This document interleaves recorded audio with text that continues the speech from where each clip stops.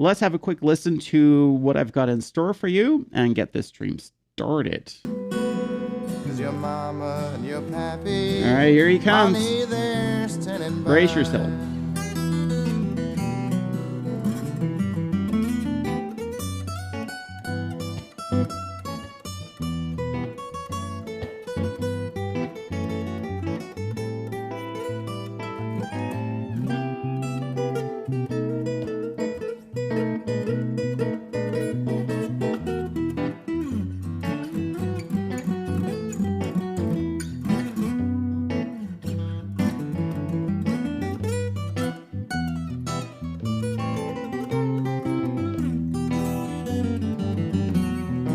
All right, so that's the first solo in here. So we'll have a look at that and then see what the inner workings are of these things, what makes them sound the way they sound, and yeah, have some fun with it.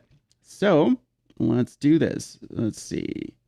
So I'm gonna just move it back to where he has his pickup. Yeah, so he starts with that one of those open string pentatonic licks.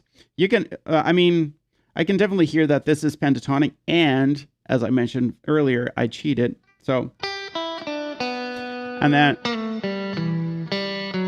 so basically what he's doing here is he's playing the pentatonic scale down,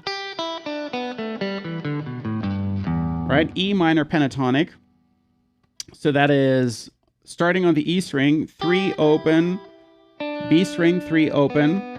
Then normally it would just be 2 to open on the G string, but he has that grace note slide from 3rd, that blue note, 3rd to 2nd. So, and then playing 2nd on the D string, back to open G, and then ending on the F sharp of the D string. So this is a little bit of an insight into how I think. So I don't really think in numbers here. I do that for you guys. So this is 4th position, but I'm thinking F sharp. So yeah. So and this is all triplets. So it's like 1, 2, 3, 4, and 1, 2, 3, 1, 2, 3, 1, 2. Like that. Okay, so now let's have a listen to the next lick. Oh, that's a bit early.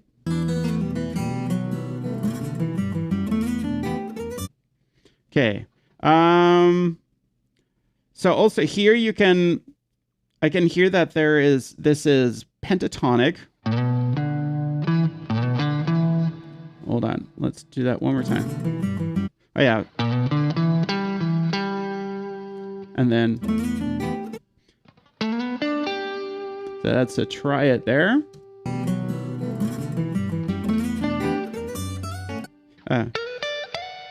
Okay, so here, this is an interesting thing. So first of all, this part of the lick is a very common pentatonic sequence. So, and this time it's played sort of in the G position of the pentatonic scales. If this is your, oh, wait a second. E minor, of course. So that would not be. But it's this one. So.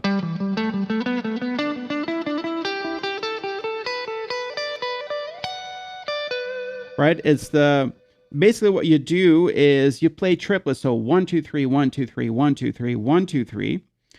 And then you start on the, for instance, on the outside of your chord. So on this side, and you play 10, 7, 10. That next string, you play 7, back to 10 to 7. And you just continue that sequence there. And he's using a similar kind of sequence here. So.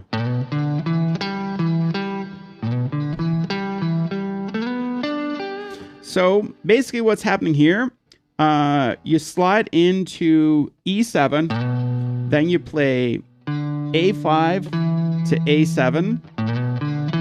Then you play D5, A7, D5. And then what you do is you slide from 7 to 9. So you slide into the C-shaped G major triad. So ring finger to 9, index finger to 7, middle finger to 8. So, right? Then you slide towards 12 on the B string. And then you play index finger, 10 on E, and then 14 pinky on E. So,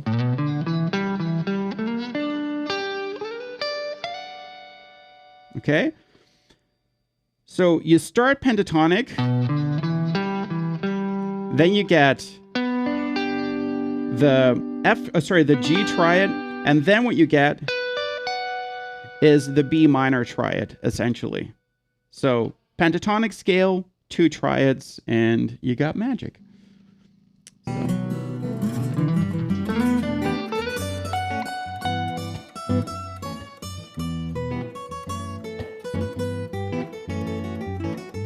All right, so when it comes to this thing, so when he's on right, that's also a pretty so I don't want to bring down like what he's playing, because it's I really like this solo, but what I'm trying to say is like this is a very standard way to practice, for instance, the scale, which is using intervals. So for instance, if you have your E minor scale that we talked about in the last lesson, then what you can do is you can play from the root note, for instance. So here you have your root note E, you skip the next note, and then you go straight to the third. So then you go back a note, and you skip a note, back a note, and skip a note. And then and sort of move up in those intervals, step by step.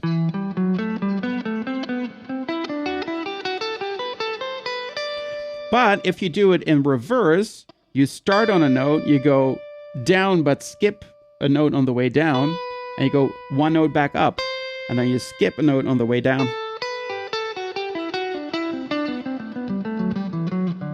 Right? And that's kind of what is happening here. So he's doing... sorry, I'm making a mistake. Anyways, but you get the idea. So now let's have another listen there.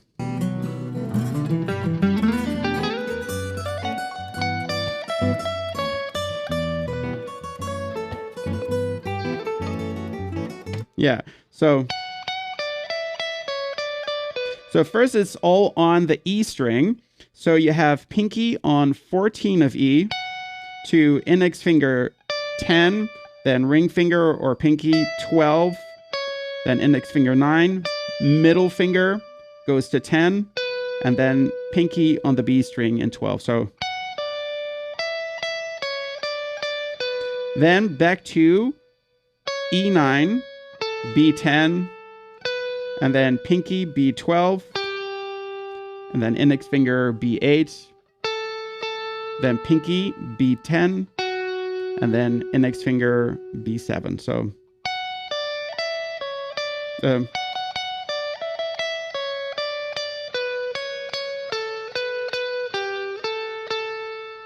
right, so let me just quickly check that I'm not doing anything stupid here.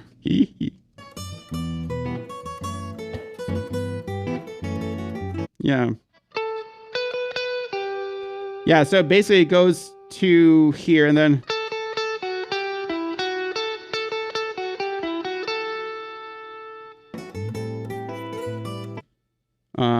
okay, sorry. Okay.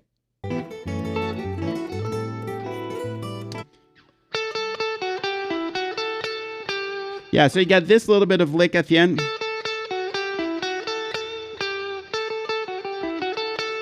Right? So what do you do there is we're in the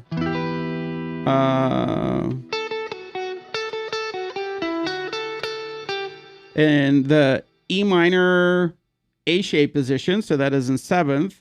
Pinky is playing B10.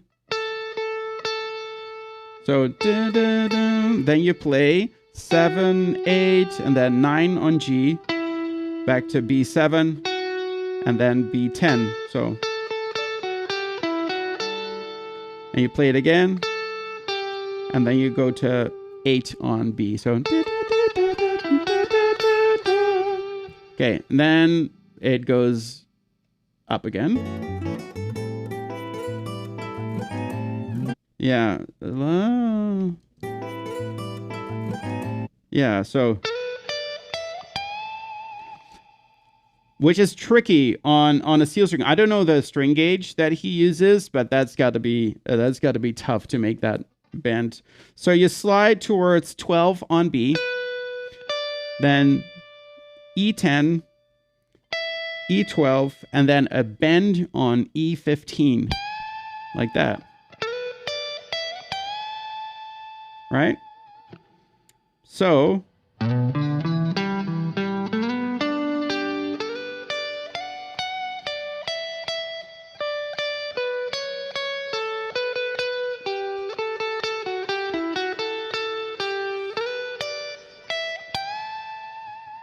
that's kind of what we got so far. And then the next lick. All right.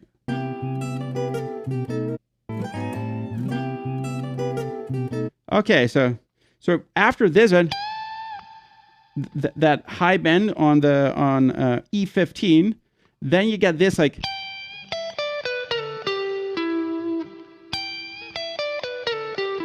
and I'm not sure if you recognize it, but that's, he kind of started the solo similarly in open string position. So now he's kind of playing that basically here in 12. So what he's doing is he's doing a semitone bend or a microtone bend on E15, going to E12, and then you get B15, B12, then that grace note slide from 15 to 14 on G, then G12, and then you play D12. So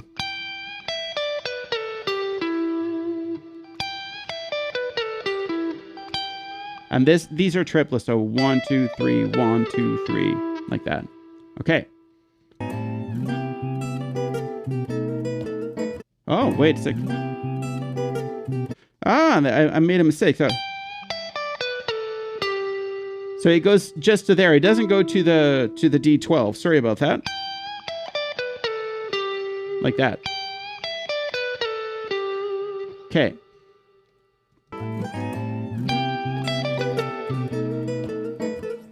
Yeah. Then you get this part.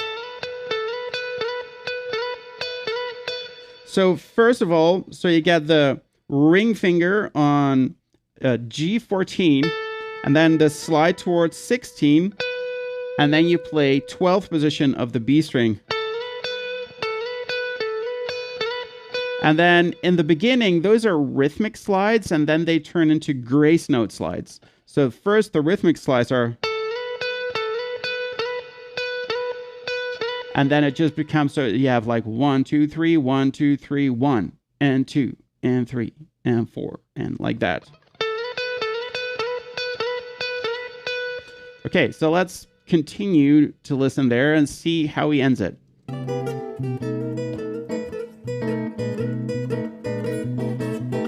Yeah, so I get, yeah, so this is how he ends it. So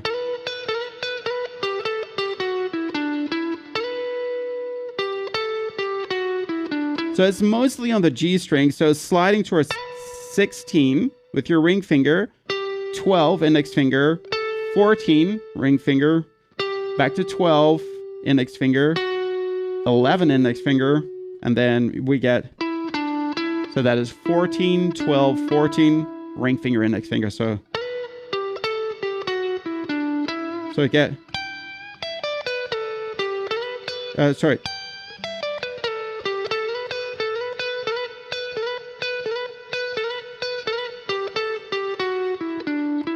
Not sure if I did the correct amount of repeats there, but that's the inner workings of that lick.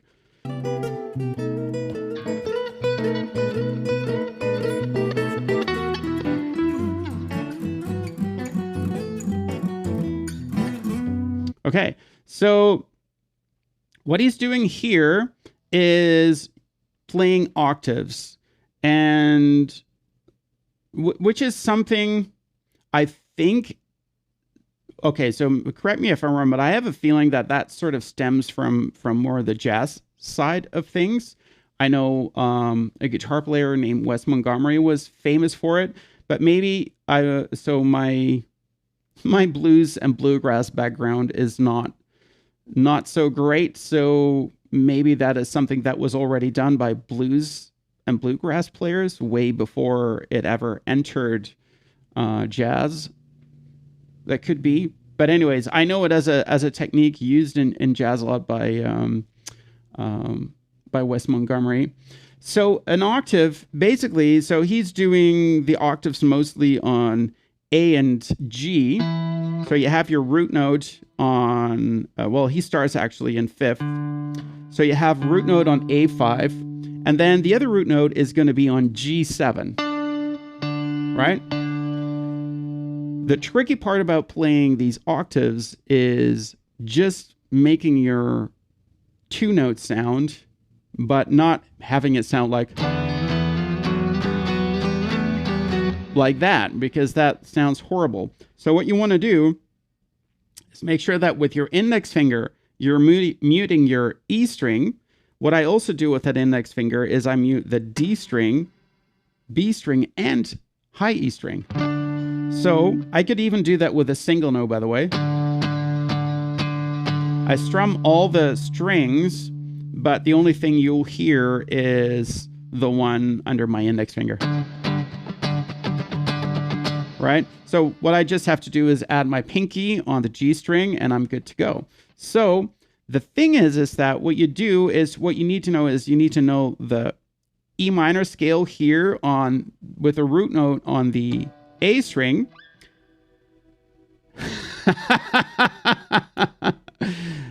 The train. I wonder if you guys can hear that. That's so funny. We have a crossing here, and that's so funny. That's really cool. Anyways, that aside, so let's have a quick listen again to that little section, and then let's a little bit further back. Oh shoot.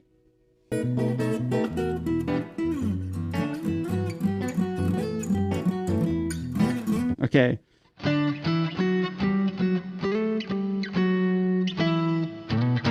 Yeah, so basically you have 5, 7, 9, 10, 9, slide to 12, to 10, 9, 7, and then you slide into to 7 on the E string.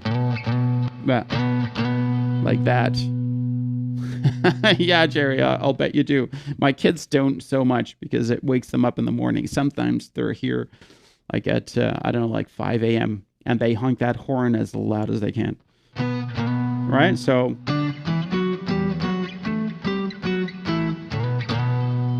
that is that part of the lick.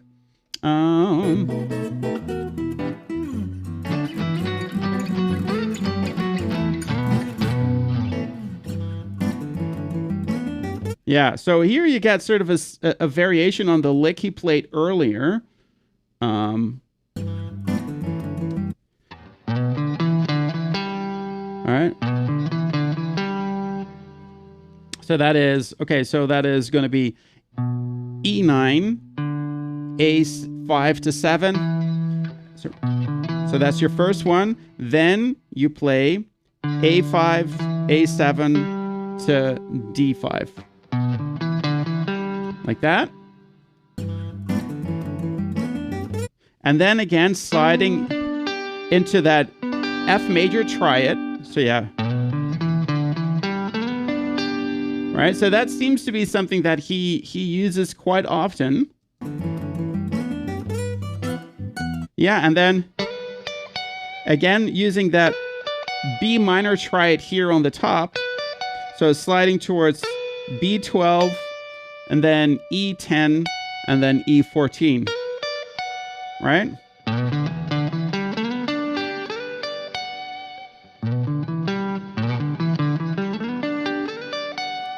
I mean, it works really nicely. It's beautiful. Okay. Yeah. So then we get this part. So basically what he's doing is he's playing some chromatics here. So he's putting his ring finger here on that E14, and he has his fingers pre-placed on 14, 13, and 12.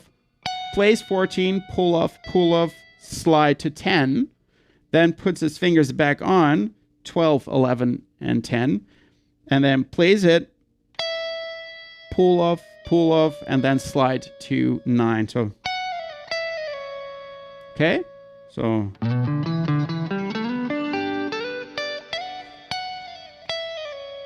Okay, so now let's see how he finishes that part. Yeah, okay, so.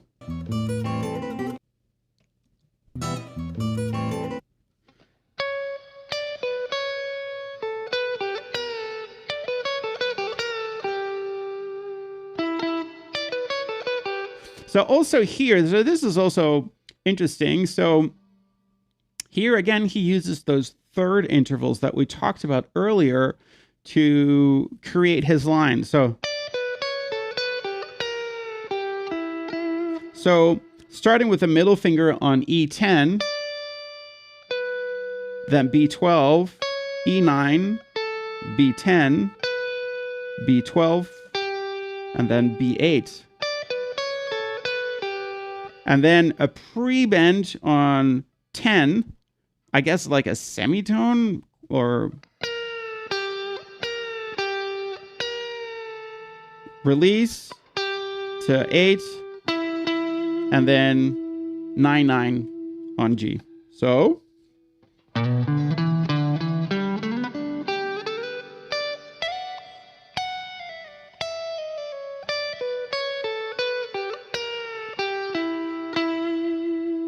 all right, let's see how he finishes the next bit. So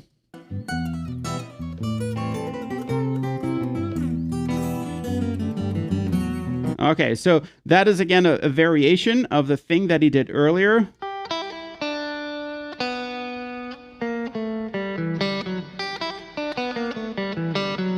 I think.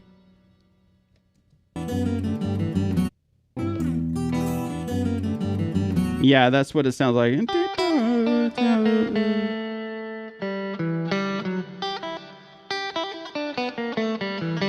So basically, 3,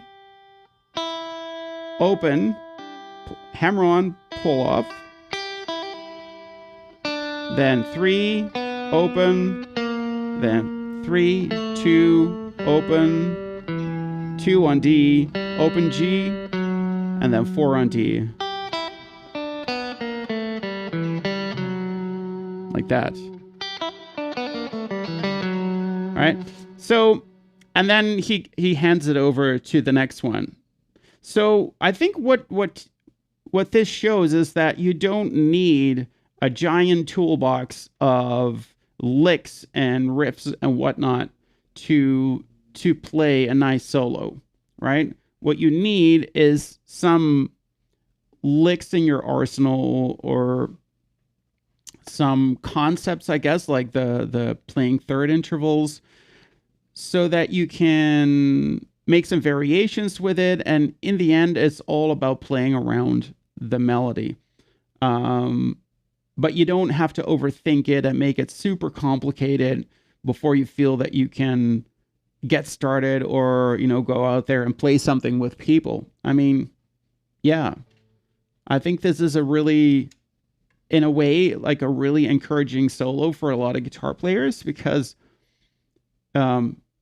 it's simple, it's an honest solo, and it's just, hey, dude. Oh, I said dude. Well, I mean, I call everyone dude. Yeah, so you don't have to feel that you have to perform something magical. Just make sure that whatever you play, it's solid. It's rhythmical, because everything he does is really nicely following the rhythm and such. But yeah, so you don't have to overcomplicate things. I think this is a really good solo for a lot of people.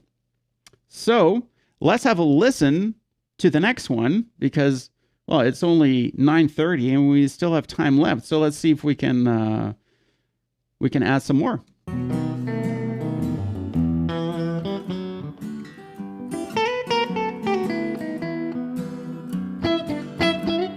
Octaves again.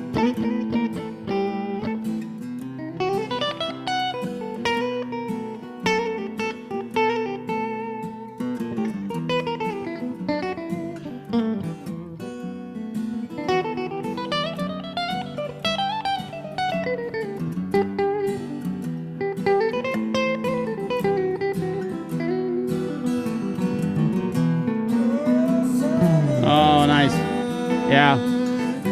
You know what I really admire here is, so I've had really quite a period where it was sort of like, I don't know, with lack of a better word, like schoolishly practicing certain things on the guitar. So I would be playing things, this position, that position. It was a lot more black and white. What I really enjoy seeing Marcus play is that a lot of it is like how he wanders over the neck of the guitar and just over a single string, and then all of a sudden he's in that position. It looks really organic and in the moment, and it doesn't look at what he's doing. So he's done this a lot. I gather from that. Yeah, I don't know. It's nice to see. It's a different way of playing than how I started playing, where for me it was just like, oh, well, I got my pentatonic scale here, and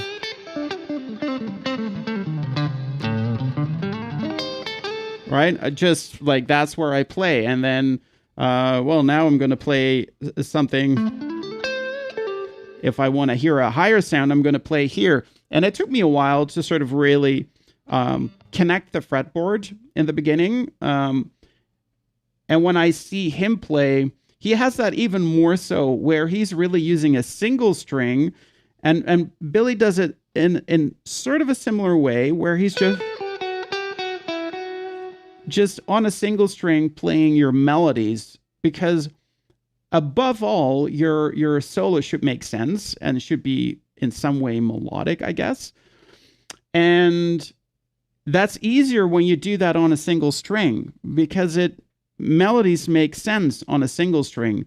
They don't so much when you start moving from one string to the next because of the intervals. But it's very visual.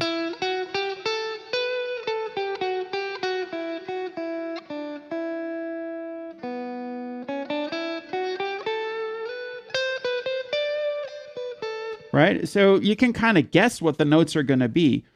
But when you're moving from one string to the next, it takes a lot more practice to get to that place where you know what the next note is going to sound like when you switch to that next string. Anyways, that's a little aside. All right, so let's hear that solo here. Da, da, da, da. Remember that third interval exercise that I told you? Well, this is another thing of thirds. Oh, by the way, I see Jerry mentioned something. So you were focused on mechanics versus discovery. Yeah, I think so. In a way, I would say that I was really trying to figure out. Well, it's also like I was taught that in the beginning, like, oh, you play in this position, you play in that position. So it never really occurred to me to move over a single string and just move horizontally. That's something that I started to do much later, to my regret. So there's nothing wrong with position playing. I use it a lot, but I think the melody sometimes gets a little bit lost. You become more shreddy too. Staying in a single position, it's very easy to just shoot out like 100 notes. Doing that on a single string, not so easy. So, let's see. So what was I saying? Oh yeah. So as I said, like that third interval thing that I talked to you about, that's what he's doing here as well.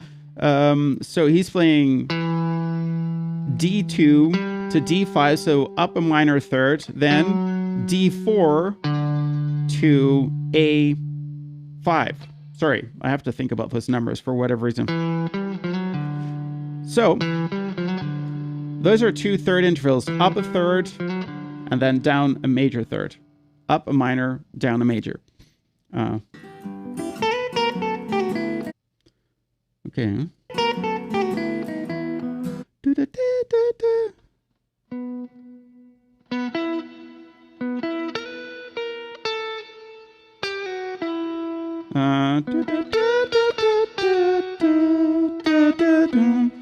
I think. Hold on. Yeah. Yeah. So what he's doing here.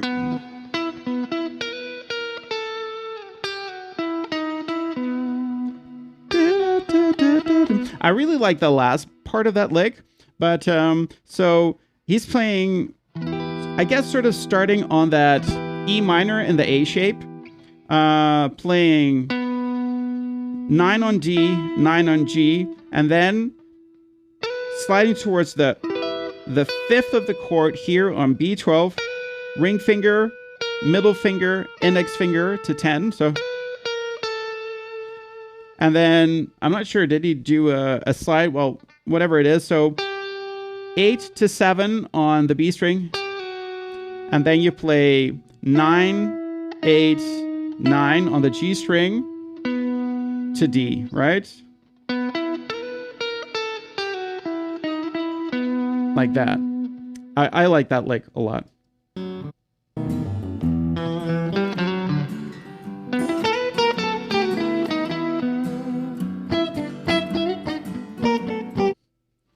Okay, so that is da, da, da, da.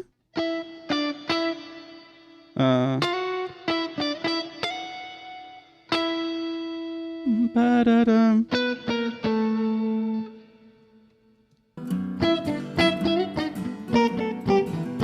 Almost.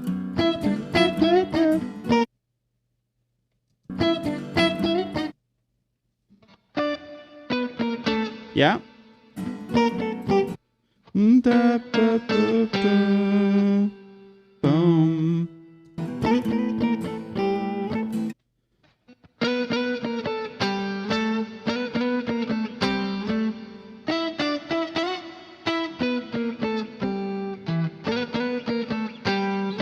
I think that's the lick. I'll explain in a second. I just want to make sure.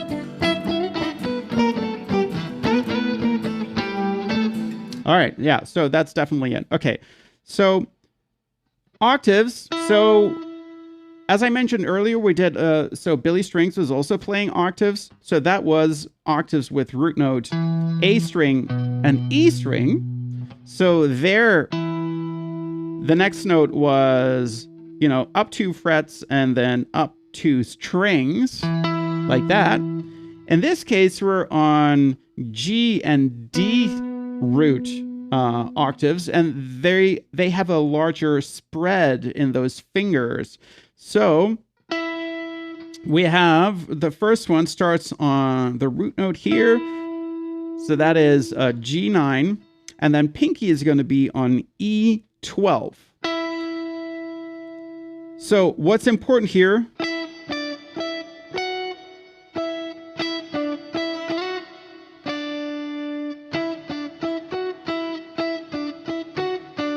And then what you can do, so there's different places you can focus on. So either you focus on your index finger and you use that for your positioning, or you use your pinky. And for me, it's easier to focus on my pinky here. So I'm really using, I'm seeing that.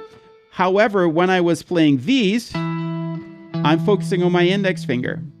I don't know why. It's just something I noticed right now.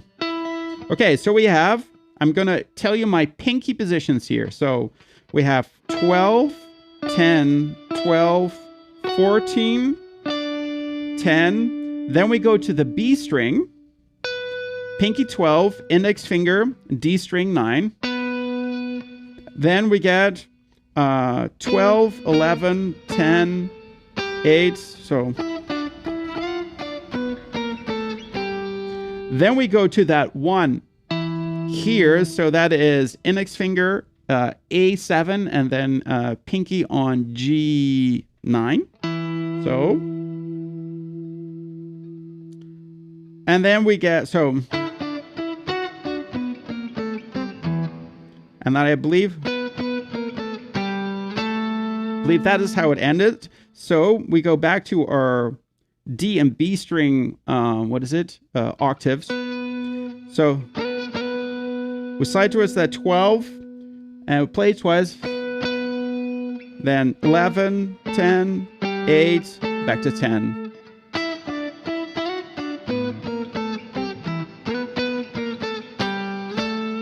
That should be it.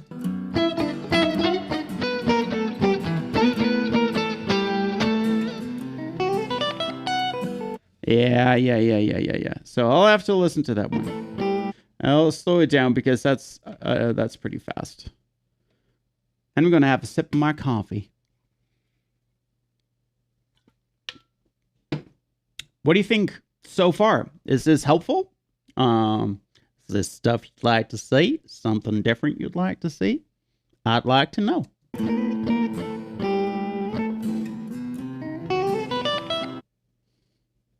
There's a lot of hammer-ons.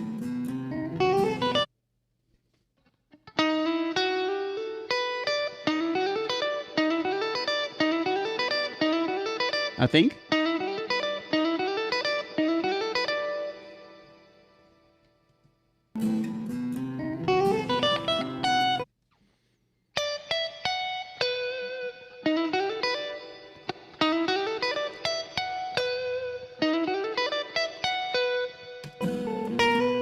Oh, shoot. I forgot.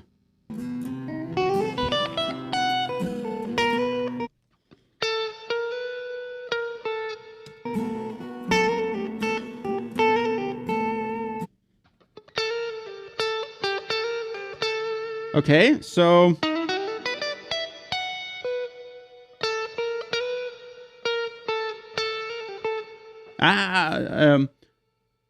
I just wanna just bear with me for a second. I just wanna have this one right. Oh, yeah.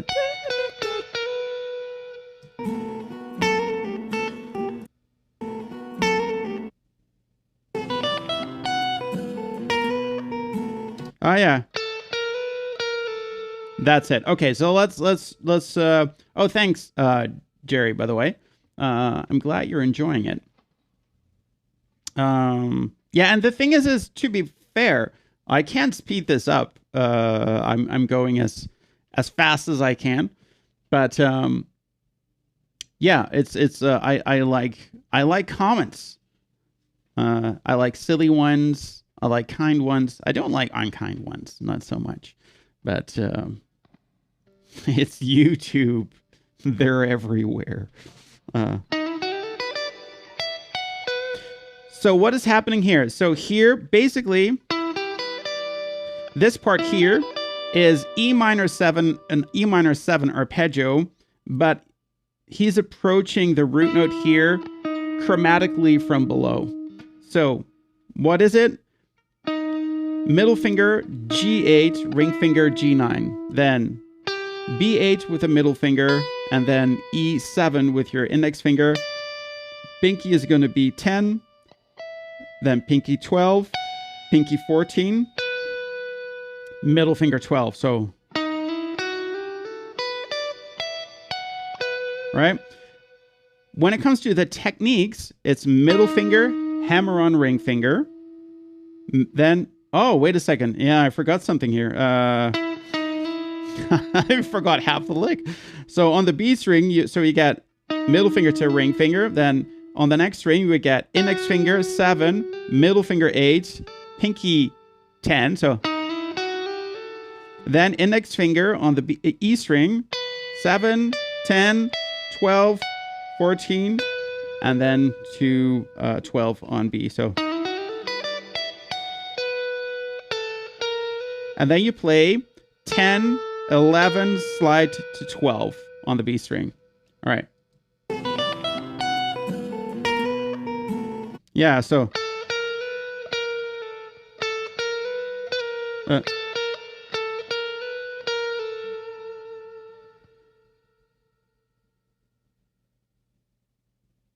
Breaking it down like that actually make it feel attainable.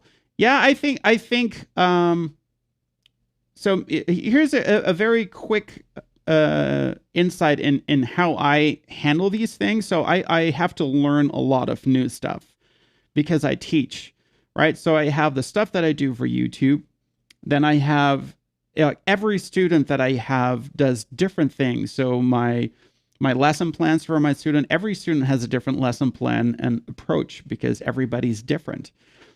So I have to learn a lot of new things every day. Every day I'm breaking down like 3 to 4 songs, basically, or parts of songs. Let's put it like that.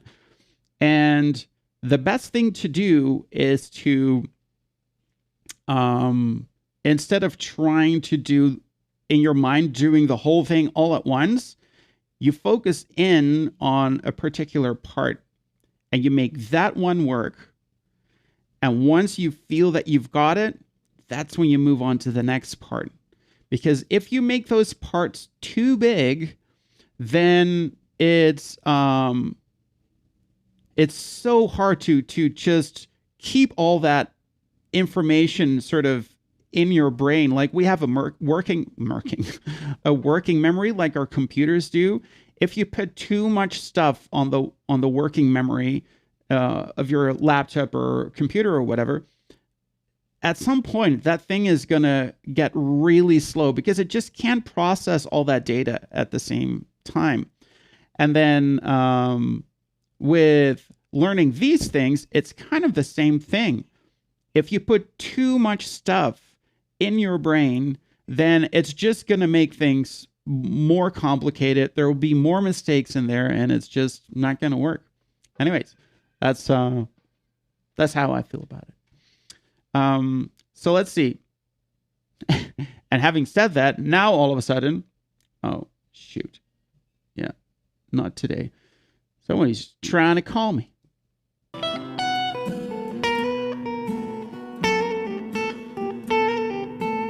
Yeah, then you get that. So after that, right? So 10, 11, slide to 12, 11, pull off to 10. And then we get those little, yeah, hold on. Yeah. So what you do is you have your ring finger on B10, slide up 11, slide down. Oh no, actually not slide up. So slide up from 10 to 11, pull off to 10, pull off to 8. So, and then you play 10 to 8. So, and then what you do is this. So you do 10, slide to 11 again, pull off to 8, pull off to 10, pull off to 8, and then ring finger back to 10. So, all right. By the way, regarding your question about Matteo Zassato, yeah, I am definitely gonna get into more Matteo Zassato, but that won't happen today. Maybe tomorrow. There's some things that I have planned, but I would have to look into it. because I feel I couldn't finish it before, what is it? Before I take my break. Ooh, that's nice.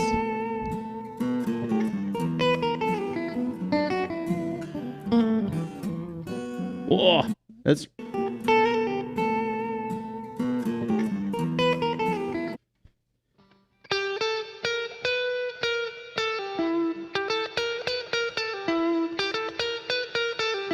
I like that lick a lot. So we're here in that E minor in the, what is it? E minor in the A shape position still. And we have our index finger on B8, and we play 8, 10, 11, 12, 11, 10, 8.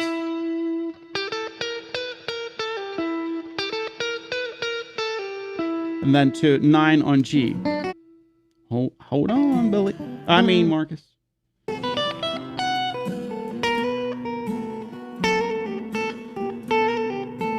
Okay. Yeah. Oh, I thought it was going to G9, but it actually goes to D9. So.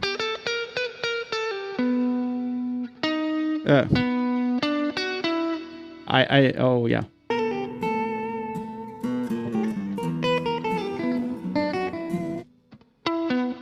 Actually,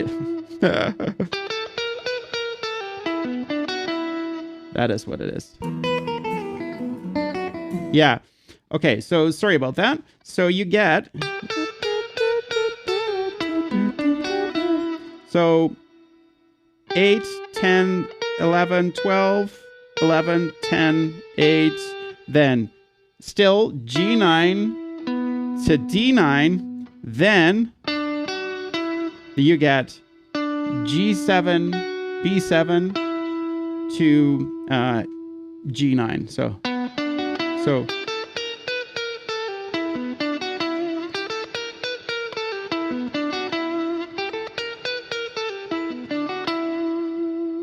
yeah, I like that.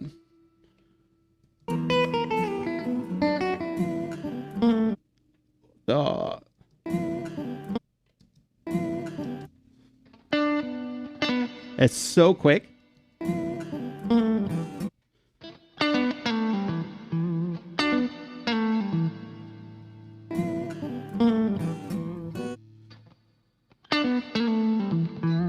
Does he do like a slide up and down there?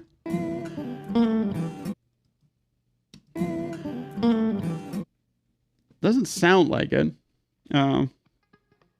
So once he has to play, so he plays.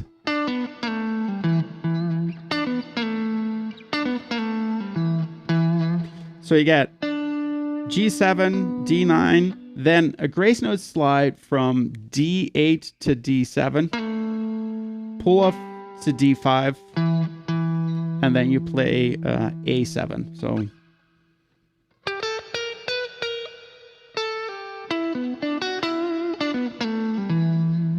like that.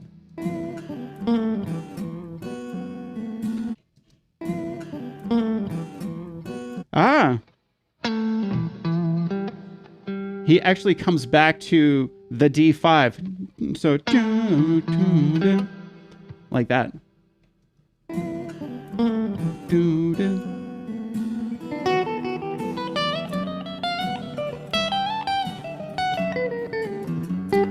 Oh my gosh. He's really making me work today.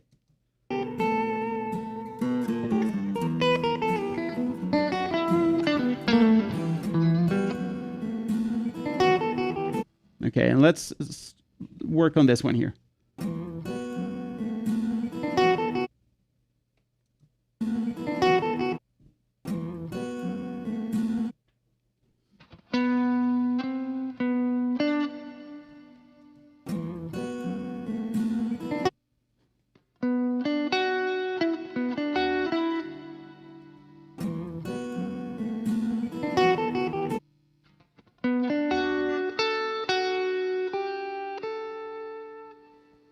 Is that true?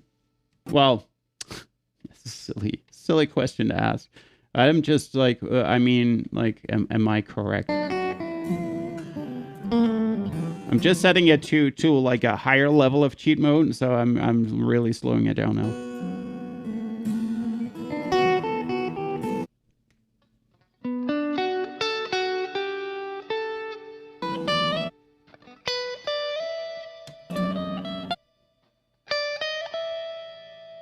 Okay.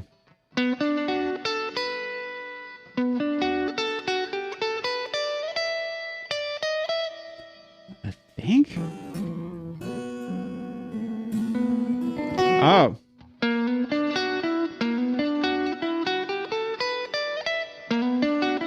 Ah, yeah.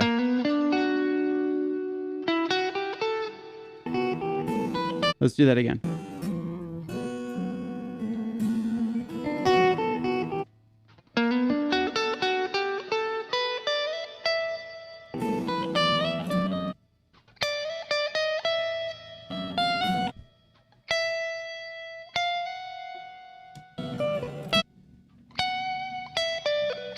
Okay. Because I'm seeing that it's getting close to 10 o'clock, and I have a lesson to teach, a Zoom class to teach at 10.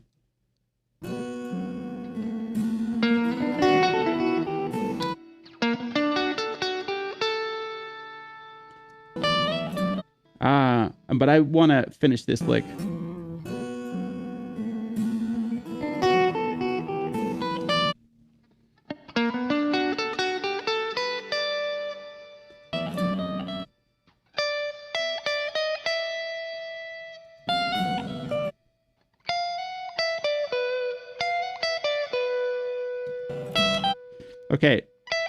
Okay, so let me just break down what I have so far because I don't want to be late for my Zoom class. So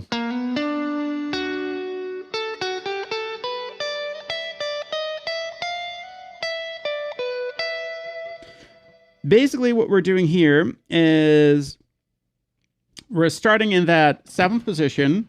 It's going to be D string, middle finger 8, ring finger 9, then G7, B7, and then pinky on B10. So then we play 7, 8, 10 on B, 7 to 10 on E, and then 12. So then we play on that same string 10, 11, 12, then 13, slide to 14. So then index finger 12 on E, pinky 15, index finger 12. This is on B, and then index finger goes back to E and 12. So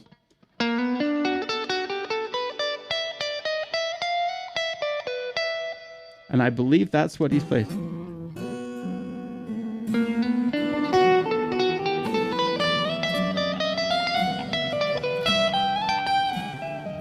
Yeah, so the rest will have to wait until the next time. I will start working on putting this all to tablature. So for those who are members of my Patreon page, that you will see it there. I don't think I said I would have uploaded the chord section and such yesterday, and I didn't yet. So my apologies for that. So that's all coming. Yeah, hopefully this was helpful. I think these kinds of solos, so if you're looking into getting into improvisation on the guitar, then I think these kinds of songs are really good. They're nice and slow, or well, at least they also sound good when you play them slow. It's not that this is necessarily too slow, but you can clearly hear what's going on. The lines that are being played are nice and clear. There's some interesting things in there, but it's not like super fancy fusion jazz stuff where you really think like, holy crap, what's going on here? So I think this is a really a good point to start. I think Marcus's lines are probably a little bit harder to get a handle on than Billy's lines. But hey, you can choose, or you can do both. Thank you so much for being here. I hope to see you again tomorrow. Tomorrow I'm going to be here at 9 a.m. Pacific time. I'm not sure what I'm going to work on yet. You'll see the thumbnail come by somewhere in your notifications. If you're not getting any notifications, maybe that's because you're not subscribed yet. So you should subscribe, like, share, do all that stuff. Let's make this wonderful. Anyways, wishing you a wonderful day, and I hope to see you again tomorrow.